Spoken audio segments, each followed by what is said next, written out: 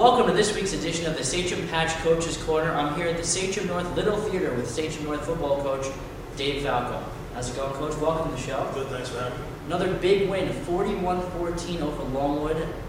Sachem faithful would say, sure, we were going to beat Longwood, but by beating them that much, it was another notch on your belt to say, here's Sachem, and we're not just here to mess around, we're here to win games, and we're here to win them big. I think the thing so far is that we've gotten a good jump on teams early in the game, and that has allowed us to settle in and maybe allowed them to not settle in.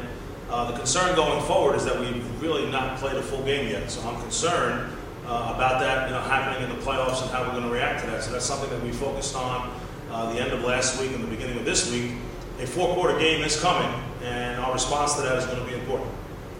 Opened up the game with a 59-yard touchdown pass. It wasn't the first play. There was a penalty, so then I would imagine you were going to run the ball first, then you kind of changed your mind after the penalty. The first play was a run, and Coach Morado saw something in the defense that allowed that pass play to be successful.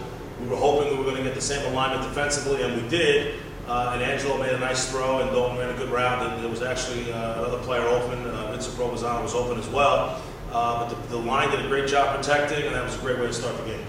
And you attempted 7 passes in the game, which by all means is not a lot, but for Sachem it is, especially this year. Talk about expanding the passing game at this point of the season. You did a little last week as well, unlike last year where it was all run, Devon Lawrence the whole time. So you learned from last year, it seems. As a coaching staff, we talked in the offseason about having to expand the pass game. We changed our pass protection to get more protection for the quarterback. But with teams loading up on the run, it's very important that we focus on throwing the ball when it's there from the defensive scheme perspective. Angelo can throw the ball. Mike McCarthy can throw the ball. We've got good receivers coming out of the backfield, and our receivers. Throwing the ball is something we have to do, something we will do when it's there. But we are primarily a run team, and it will stay a run team. Michael Andriazzi had 3 short yardage touchdowns. His career numbers are starting to get up there. He's already broke into the top 10 all-time in Sachem history with rushing. He's got, I believe, 19 career touchdowns. Talk about him and just what he's done this year and throughout the last couple of years. Michael has been a solid player both on offense and defense. He's a great athlete. He's a great student, a great role model for our younger kids. He shows up to play every day in practice, and he shows up to play for every game. You never have to worry about what kind of mindset Mike Andriazzi is going to be in. He's going to show up ready to play. We're very happy to have him on our team.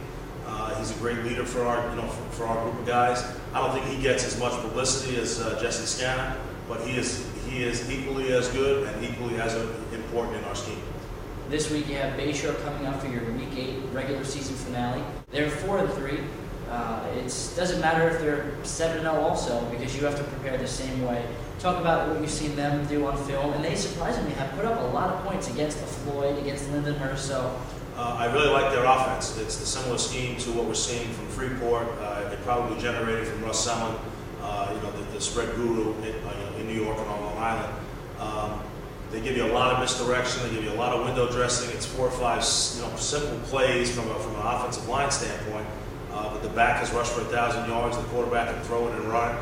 They've got a very tall group of wide receivers who can definitely get open. So offensively, they've caused some problems for people, and we need to be ready to play.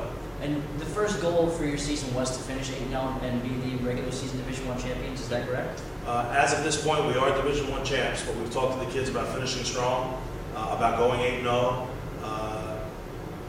Having that, as our first goal is extremely important. To get into the playoffs was our second goal. So things are moving in a good direction, but finishing on a strong note is very important to us. I feel like last year, being 8-0 and finishing out the regular season against Comac, it was a big celebratory feeling to kind of get to that point. This year, it's more so business as usual. I feel like, when and if you win this weekend. The staff talked about that if we are able to, finish the season 8-0, that we do want to make it special for the kids and not have it just be okay. We did it again. Going 8-0 in Division I is very difficult. It's taken a lot of hard work and a lot of time put in by everybody. So if we are able to do it Saturday, we are talking about that. To have it be special, and then we can go on to our second season. It's it's going to be a tough road. How about harnessing the kids to focus on this final week and not look ahead to the playoffs? It's almost the same as not overlooking Northport and focusing on Floyd when you had that trap week. You have to kind of do that again here? Oh, without a doubt. It's definitely a trap since we've already won the division, and win or lose, we are the 1 seed. So to not focus on the things that are ahead of us, but to focus on the now and the present, and our preparation is important, and that's something we've talked about. You can catch the coverage for this weekend's game right here on Sachem Patch, your exclusive home for Sachem football coverage. And remember, Sachem, stay classy.